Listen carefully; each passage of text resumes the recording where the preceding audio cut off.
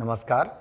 मैं शिक्षा की बात हर शनिवार के इस अंक में शिक्षा से जुड़े सभी शिक्षकों और शिक्षा प्रेमियों का हार्दिक अभिनंदन करता हूं, स्वागत करता हूं। आज हम फिर से शिक्षा के लिए शिक्षकों और बच्चों के कुछ प्रश्नों के साथ उपस्थित हैं। हमारे साथ शिक्षा विभाग के अपर मुख्य सचिव डॉक्टर एस सिद्धार्थ आपके प्रश्नों के उत्तर के साथ उपस्थित हैं। मैं आपका अभिनंदन करता हूं, स्वागत करता हूं सर।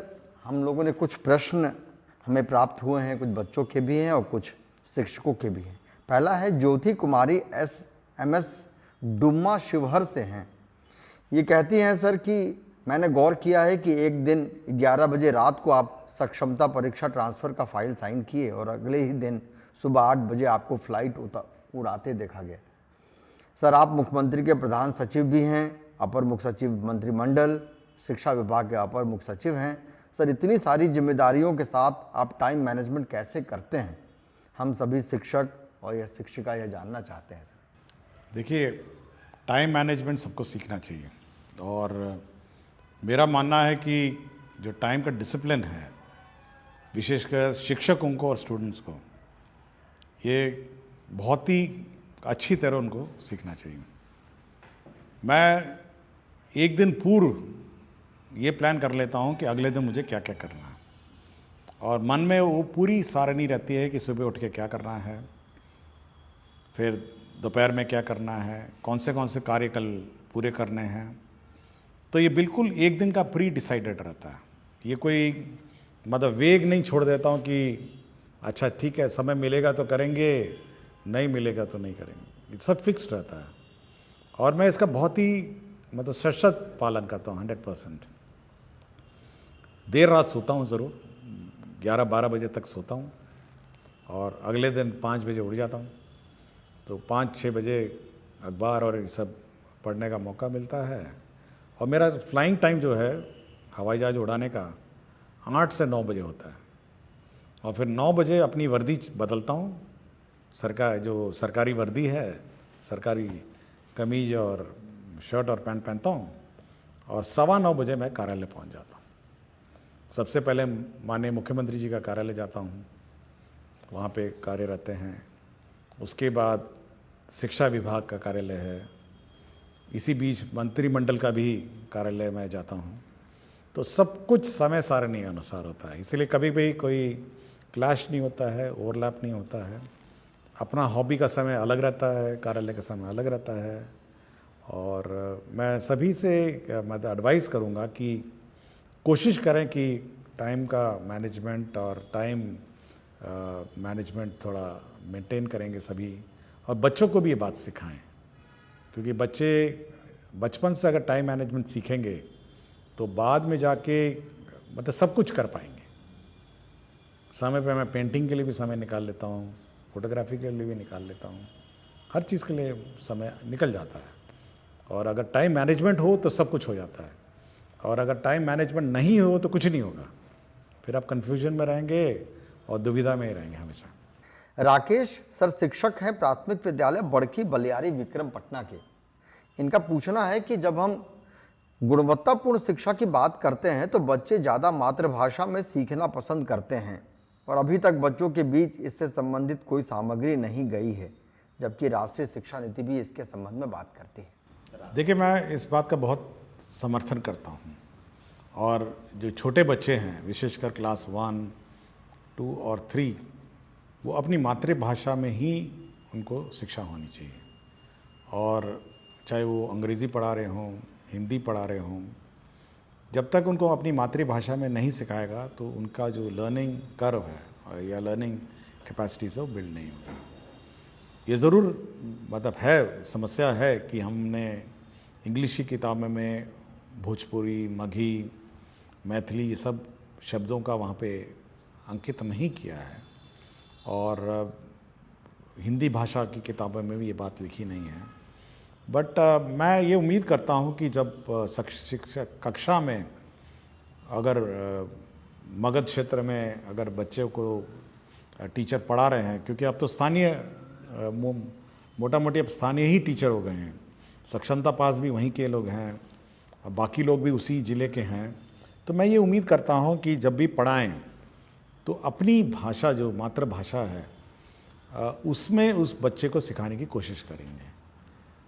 किताबों में ज़रूर ये कमी है, ये मैं एडमिट करता हूँ, और ये बहुत बड़ा चैलेंज है, और इसको बनाने में मतलब मल्टीलिंगुअल किताब बनाने में समस्या लगेगी। बट टीचर कोशिश करें कि भोजपुरी है, बच्चा है तो भोजपुरी में उसको सिखाएं, ए फॉर एप्पल है तो एप्पल को भोजपुरी में सिखाएं, B for ball, C for cat है, जो भी है अपनी भाषा में सिखाएं।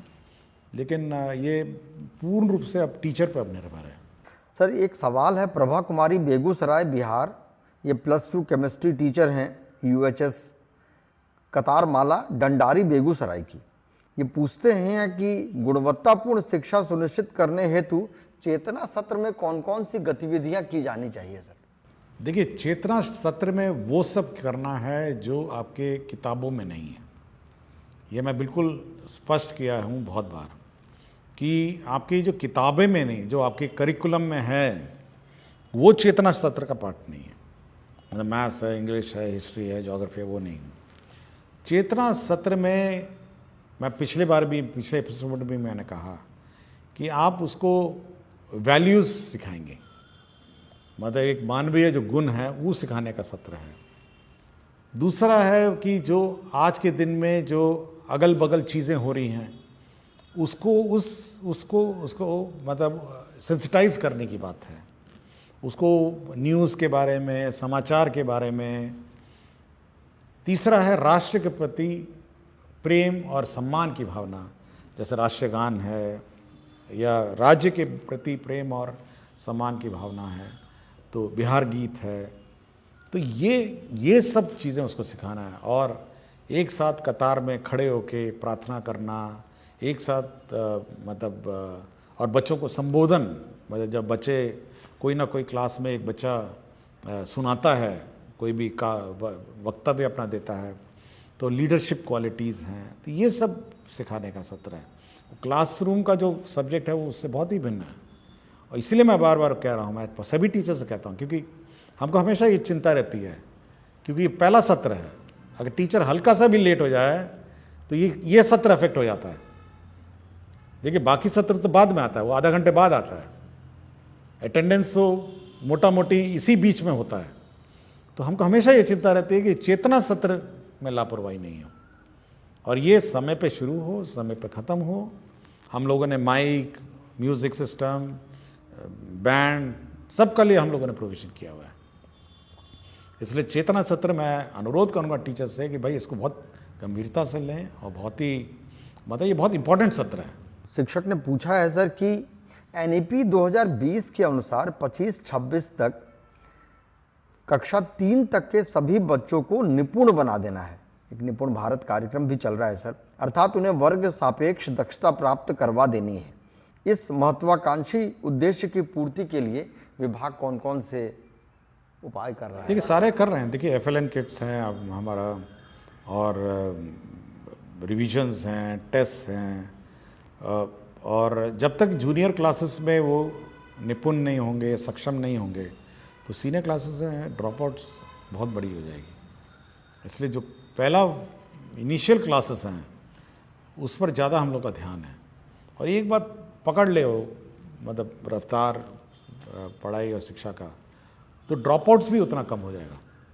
तो मेन फोकस हम लोग का वही है, क्लास 1 to 8।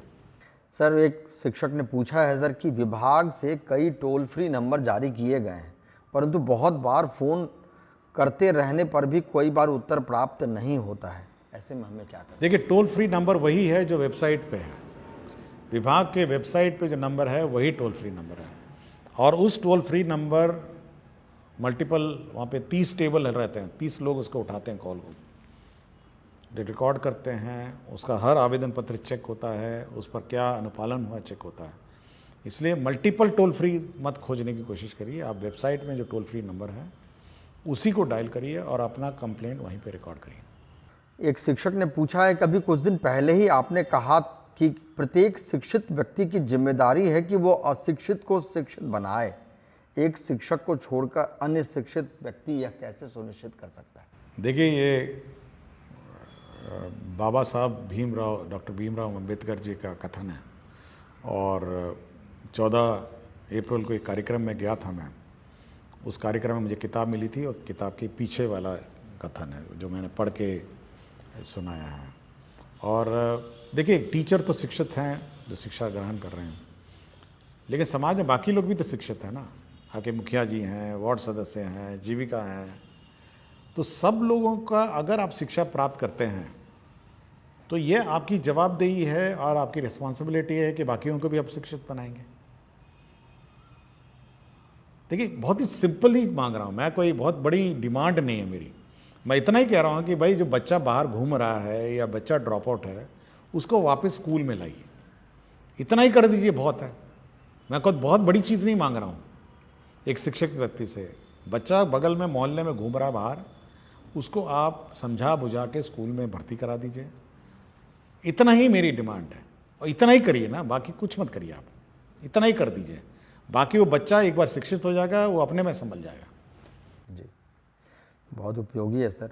कि सर, एक शिक्षक ने पूछा है कि कई शिक्षक अपनी लेखनी या नवाचारी मन के कारण सोशल मीडिया पर बहुत प्रसिद्ध होते हैं, परंतु उस नवाचार को अपने वर्ग कक्ष तक ले जाने में असफल रहते हैं। इस सिचुएशन को डील करने हेतु तो आपका क्या सुझाव है सर? देखिए, बार बार मुझे डायरेक्टर SCERT से मेरी बात होती है और मेरे ख्याल से हर एक महीने में उनका इस पर मेरे से डिस्कशन हो जाता है। और मैं बार बार उनको ये चिंता व्यक्त करता हूँ कि भाई ट्रेनिंग तो बहुत अच्छा कर देते हैं, FLN भी बहुत अच्छा बना लेते हैं, लेकिन यह वहाँ क्लासरूम परिवेश में क्यों नहीं दिखता है? मतलब जब क्लासरूम में जाता है तो ये परिवर्तन कैसे हो जाता है? आप या तो आपका ट्रेनिंग मेथोडोलॉजी गलत है। ऐसा नहीं है ना कि हम FLN यहाँ बनाएं, मान लिया उस दिन 110 FLN थे और क्षेत्र में जाएंगे, हो सकता है उसमें 110 में 60 हो, 40 नहीं हो पाए। तो बार बार मैं SCERT को ये बोलता हूँ, भाई ट्रेनिंग जब आप करते हैं और ट्रेनिंग मेथोडोलॉजी करते हैं तो आप ये ध्यान रखें कि जो आप पढ़ाते हैं वो स्कूल में इम्प्लीमेंट हो रहा है, यह सुनिश्चित करेंगे। और ये भी कहा है कि हर जो फैकल्टी है उसके साथ आप 2 स्कूल अटैच करेंगे। वो अपने जो प्रयोग है FLN का प्रयोग, वो देखेगा कि जिस टीचर को हमने ट्रेनिंग दिया था वास्तव में वो पढ़ा रहा है, नहीं पढ़ा रहा है जिस प्रकार की ट्रेनिंग उसको दी गई है, या अपने मर्जी से फिर शुरू हो गया। तो ये चिंता मेरी है कि सोशल मीडिया में बहुत सारे नवाचार हैं, FLN किट्स भी हैं, FLN मेथोडोलॉजीज़ भी है, लेकिन ये स्कूल में वास्तव में ये वहाँ पे है या नहीं है, हो रहा है या अलमारियों में बंद है या डब्बों में बंद है, ये मेरी बहुत चिंता है और इसका मैं समाधान निकालने की कोशिश में लगा हूँ। बहुत स्वाभाविक है सर। सर, एक प्रश्न पूछा है शिक्षक ने कि 100% नामांकन के लिए अभी नामांकन पखवाड़ा भी चल रहा है और यह शैक्षणिक सत्र की सबसे महत्वाकांक्षी उद्देश्य भी है। इसके डेट को अभी एक्सटेंड करके सर 22 अप्रैल तक किया गया है। वो पूछ रहे हैं कि सर हम शिक्षक ऐसा क्या करें कि जिससे नामांकन में तेजी आए? देखिए, तेजी में क्या, आपका पहले तो मीटिंग, मैंने पहले ही कहा है, आप मुखिया जी को ये मीटिंग करेंगे, वार्ड सदस्य को मीटिंग करेंगे, गांव में आंगनवाड़ी सेविका मीटिंग करेगी, आपके जीविका दीदी मीटिंग करेंगे, बच्चों की प्रभात फेरी निकालिए, आप स्कूल को इतना अट्रैक्टिव कर दीजिए कि मतलब बच्चे देखने आए स्कूल में क्या हो रहा है। तो जब एक्साइटमेंट लेवल स्कूल का बढ़ेगा तो बच्चे अपने आप आ जाएंगे। मतलब कभी कभी मैं सोचता हूँ कि कभी कोई JCB गांव में आ जाता है, उसको देखने के लिए 15-20 लोग इकट्ठा हो जाते हैं, मतलब एक्साइटेड हो जाते हैं कि कुछ चीज़ हो रहा है या स्कूल में हो रहा है।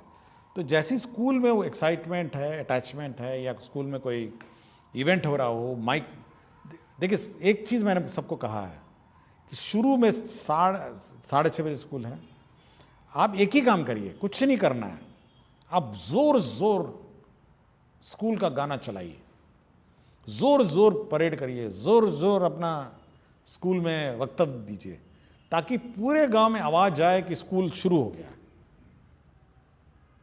और कोई बच्चा बाहर घूम रहा है या उसका माता पिता सुनेगा ना, तो वो अपने बच्चे को देखेगा, कहेगा कि नहीं इस बच्चे को तो स्कूल में जाना है, बाकी बच्चे तो पहुंच गए। तो ये माइक है, बड़ा एम्पलीफायर ले लीजिए ना, बड़े बड़े एम्पलीफायर ले लीजिए, लेकिन ऐसा आवाज करिए पूरे गांव मोहल्लों में कि अगल बगल सारे माता पिता को पता चल जाए कि 6:30 बजे स्कूल शुरू हो गया है, अब स्कूल की गतिविधि शुरू हो गई है, प्रार्थना शुरू हो गया है, आपका राष्ट्रीय गीत हो रहा है या आपका कोई वक्तव्य सुनाया जा रहा है।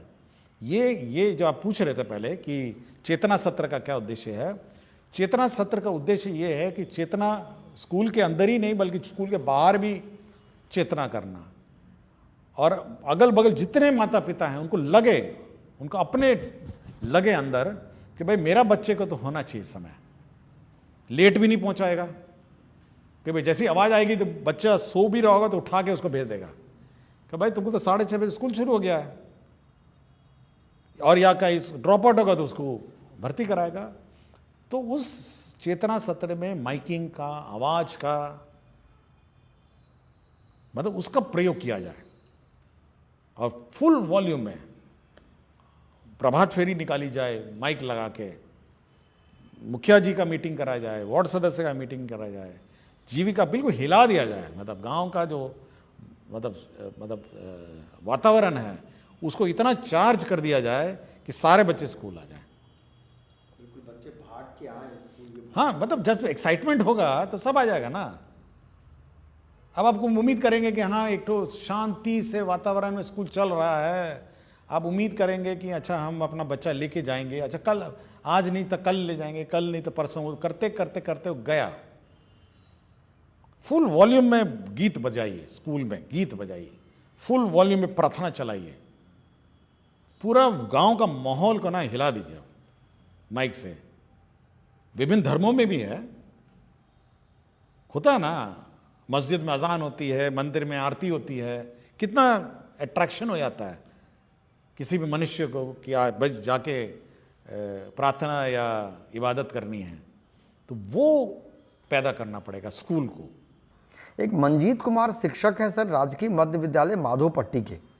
आजकल बच्चे मोबाइल में बहुत अधिक समय बिताते हैं, क्यों नहीं मोबाइल आधारित शिक्षण सामग्रियां शिक्षा विभाग द्वारा ऑनलाइन उपलब्ध करवाया जाए ताकि वे घर पर भी सीखना जारी रख सकें। क्या इस तरह के मोबाइल आधारित शिक्षण सामग्री में मूल्यांकन की व्यवस्था भी हो सकती है? देखिए, हम लोग का है कि इस क्लास 6 से हम लोग ICT लैब स्थापित करेंगे सर, और क्लास 6 से सभी स्कूल में कंप्यूटर होगा, छोटे स्कूल में कम होगा, बड़े स्कूल में कम होगा, और हम लोग मटेरियल को डिजिटल फॉर्म में भेजेंगे सब स्कूल में, और कोई भी माता पिता या बच्चा लेना चाहे डिजिटल फॉर्म में ले सकता है। तो ये व्यवस्था हम लोग कर रहे हैं, और लाइब्रेरी में पेन ड्राइव हम लोग रखेंगे, जो बोरो करना चाहेगा किताबों के अतिरिक्त पेन ड्राइव भी बोरो कर सकता है, घर ले जाए अपना कॉपी करे या जो करना करे।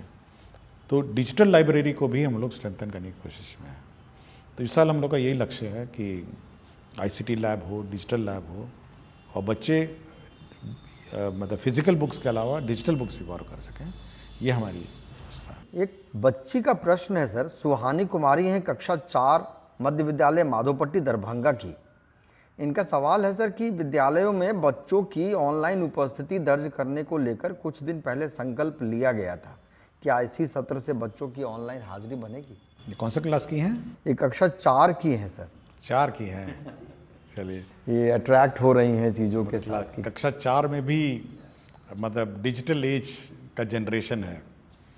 देखिए, हम लोग ये अवश्य है कि हम लोग ऑनलाइन अटेंडेंस लेंगे, और सबसे प्रथम 1 मई से आपको याद होगा कि हम लोगों ने 30 टैबलेट 30 स्कूल में बांटे हुए हैं और उसकी मॉनिटरिंग कर रहे हैं। तो सबसे पहले हम लोग इस 30 स्कूल में ऑनलाइन अटेंडेंस, मतलब बच्चों का अटेंडेंस करवाएंगे। ये 30 जो स्कूल्स हैं, 5 ज़िले हैं, 5-6 ज़िले हैं, हर ज़िले में 5 हैं, और उसमें इवन फेस रिकग्निशन सॉफ्टवेयर भी बिल्ट इन है। तो बच्चा अपना रजिस्टर करेगा, टीचर भी रजिस्टर करेंगे, और अटेंडेंस, ग्रुप अटेंडेंस होगी बच्चों की और टीचर की भी, और ऑटोमेटिकली वो सॉफ्टवेयर जो है वो इनके लाइब्रेरी फ़ोटो से उस फोटो को मिलान करेगा और टीचर का अटेंडेंस शीट बना देगा और बच्चों का अटेंडेंस शीट बना देगा कि कौन बच्चे उपस्थित हैं, कौन बच्चे उपस्थित नहीं हैं। तो ये 1 मई से 1 मई से ये 30 स्कूल में हम लोग लागू कर देंगे। ये ट्रायल पे चलेगा कुछ दिन, टेक्नोलॉजी नहीं है, लेकिन उसके बाद आपको हर टीचर का attendance automatically optical recognition software से निकल जाएगा और हर बच्चा ग्रुप में भी बैठ के मिड डे मील खा रहा है, उसका फ़ोटो ले लेंगे तो वो ऑटोमेटिकली बता देगा कि कितने बच्चे, कौन बच्चा खा रहा था और कौन बच्चा उस पूरे कतार में मिसिंग है। तो ये सॉफ्टवेयर है। कक्षा 4 की जो सुहानी कुमारी बच्ची हैं, छात्रा है, तो डिजिटल एज में प्रवेश कर रही हैं, तो अब वो कागज़ी अटेंडेंस और फिज़िकल अटेंडेंस का युग ख़त्म हो गया है और एक बार ये टेस्ट हो जाएगा तो स्टेट वाइड रोल आउट करेंगे हम। बहुत बहुत धन्यवाद सर। सभी को नमस्कार। हम अगले शनिवार के साथ पुनः उपस्थित होंगे। धन्यवाद।